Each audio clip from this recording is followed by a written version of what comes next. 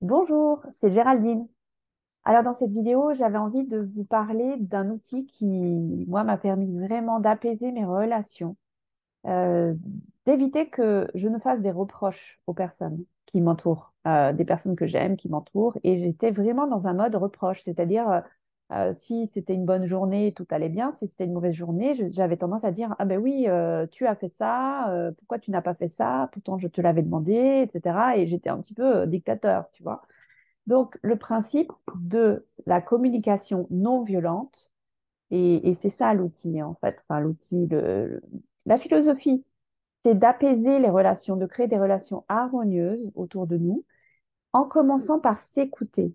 Parce que finalement, lorsque on est en mode reproche, on jette la faute sur l'autre. Or, c'est pas comme ça que ça se passe. Finalement, s'il y a quelque chose qui n'est pas OK dans ma communication à l'autre, ou que l'autre ne me fait pas en miroir, c'est parce que mon besoin à l'intérieur n'est pas satisfait, parce que je ne l'ai pas exprimé de la bonne façon, ou parce que je ne me suis pas écoutée. Et je fais porter le chapeau à l'autre de la responsabilité de mes besoins qui ne sont pas couverts. Bon, je vais être beaucoup plus précise. Donc, la communication non violente, c'est vraiment une posture qui permet d'apaiser, en fait, d'être en paix avec soi, avec son entourage, de s'écouter et surtout d'essayer d'atteindre quelque chose, d'atteindre un résultat qui soit satisfaisant et pour moi et pour l'autre, en respectant les besoins émotionnels des uns et des autres, et de moi en particulier, de nous et des autres. Alors, c'est pas si compliqué, franchement. Au début, il y a quatre étapes, en fait, quatre étapes principales. En tout cas, moi, je vous explique, j'ai simplifié vraiment la communication non violente parce qu'il y a énormément de lectures, de documentation à ce sujet, de livres, énormément de personnes qui font aussi des thèmes, des séminaires autour de ça. Et franchement, moi, j'aime les choses très simples. Donc, j'ai appliqué la communication non violente au travers de quatre étapes clés. Et il y en a une, la troisième, elle est facultative. Alors, je vais vous expliquer ce que j'ai fait. Euh, Ce qui est important, c'est de prendre des notes parce que au début, ces phrases ou ces étapes, étape 1, 2, 3, 4, euh, c'est un peu comme un apprentissage, c'est-à-dire qu'il faut y aller, il faut redire, le redire avant que ça soit ancré dans l'inconscient, avant que ce soit quelque chose d'automatique et pas quelque chose avec de l'effort conscient à mettre en place. Donc, la première fois, hein, je vous dis vraiment carrément, avec mon chéri, j'avais mon petit papier avec les phrases types et ça m'a aidé. Et j'avais expliqué exactement le processus pour pas que ça fasse bizarre. Et à force de m'entraîner avec des personnes de mon entourage qui étaient OK d'être cobaye, hein, test, j'ai pu vraiment apprendre et le rendre automatique. Voilà. Donc, la première étape, c'est OK, lorsque j'ai observé ou lorsque j'ai entendu, et là, vous avez zéro interprétation. Lorsque j'ai observé euh, ton corps se mettre dans cette position, alors c'est un peu bizarre de dire ça comme ça, lorsque j'ai observé que tu avais les bras croisés, lorsque j'ai observé que tu commençais à faire la moue, ou lorsque j'ai entendu, et là vous dites vraiment ce que vous avez entendu, tu ne devrais pas faire ça, voilà, ou tu es toujours comme ci, comme ça. Et là, vous dites sans interpréter. Donc, lorsque j'ai observé ou lorsque j'ai entendu, peut-être vous pouvez dire pour des personnes très proches, lorsque tu as dit ça, lorsque vous avez dit ça. Ça, c'est la première étape. Donc, il n'y a pas d'interprétation. Il y a juste, OK, vous renvoyez ce que vous avez vu, observé.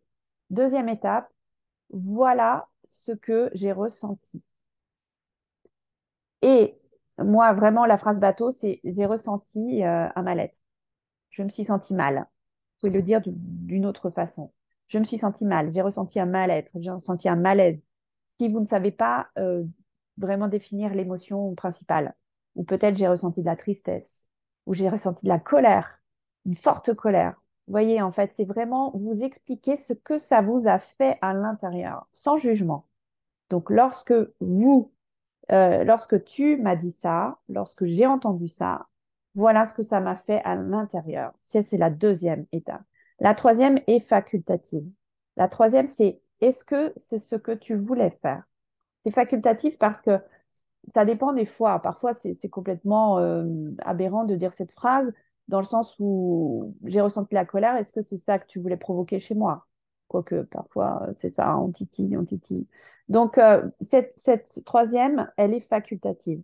Donc, est-ce que c'est ce que tu voulais provoquer ou tu voulais faire chez moi? Ou tu voulais, est-ce que c'est le résultat que tu voulais avoir? Facultatif. Et ça peut, attention, sans agressivité, hein, vous dites cette phrase. Hein. Donc c'est pour ça que au début, moi, je la disais pas. Hein. Maintenant, de temps en temps, je la dis. Juste pour que la personne se rende compte par retour, par effet miroir de ce que ces paroles ont généré en moi.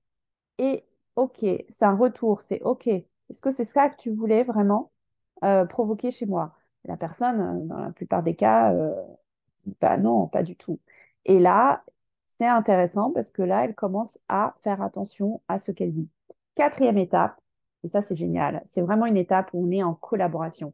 C'est OK, moi j'ai besoin de, et là vous expliquez la valeur haute. Moi j'ai besoin que ça se passe bien entre nous, j'ai besoin d'avoir des relations harmonieuses, j'ai besoin d'avoir quelque chose, et là en fait vous êtes dans vraiment quelque chose de supérieur à ce que vous êtes en train de parler, en fait. J'ai besoin de vivre des bons moments avec toi, j'ai besoin de passer des bons moments avec toi tous les jours et j'ai besoin qu'on ait une communication fluide, j'ai besoin... Vous voyez, en fait, vous êtes vraiment les valeurs hautes, très, très hautes. Et donc, ça, c'est la quatrième étape. J'ai besoin de valeurs hautes. Comment peut-on faire ensemble, et c'est ça qui est intéressant, comment peut-on faire ensemble pour, et là, vous dites ce que vous souhaitez. Voilà. Donc, cette communication non violente, je récapitule. Écrivez, hein, je récapitule. Donc, lorsque, et là, j'ai observé ou j'ai entendu ou tu as dit les faits, deuxième étape, votre ressenti. Voilà ce que j'ai ressenti. Troisième étape facultative, est-ce que c'est ce que tu voulais avoir comme résultat? Quatrième étape obligatoire, moi j'ai besoin que valeur haute, qu'on communique harmonieusement. Comment peut-on faire pour atteindre le résultat que vous souhaitez? Ensemble. On, ensemble. Et pas que vous ou lui. Voilà. Donc ces quatre étapes, franchement, m'ont aidé énormément à apaiser mes relations. C'est un mode zéro reproche. Euh, et je pense aussi que ça m'aide à avoir une ouverture. Lorsqu'il y a des gens très fermés, de, bon, de clichés hein, de l'administration ou des personnes comme ça où je suis vraiment pas sûre si ça va bien et je vais être bien accueillie ou alors que je suis en demande et je veux un résultat. Franchement, ça aide. Ça aide de revenir comme ça en permanence sur ses besoins et de dire, OK, d'avoir un retour. Et ça aide lorsqu'on prépare son discours à ne pas générer d'agression. Parce que, en fait, lorsqu'on génère de l'agression, qu'est-ce qu'on a en retour de l'agression et absolument pas le résultat qu'on souhaite. Voilà. Bon, ben, écoutez, je pense que la communication non violente, c'est vraiment un mode de communication qu'on devrait apprendre à l'école. Donc, si vous commencez, testez petit, vous allez vous planter, c'est normal, mais recommencez. Et le principe, c'est vraiment d'avoir ces quatre phrases ou trois phrases hein, au départ, vissées à vous, un peu comme pour créer un automatisme. Bonne expérimentation.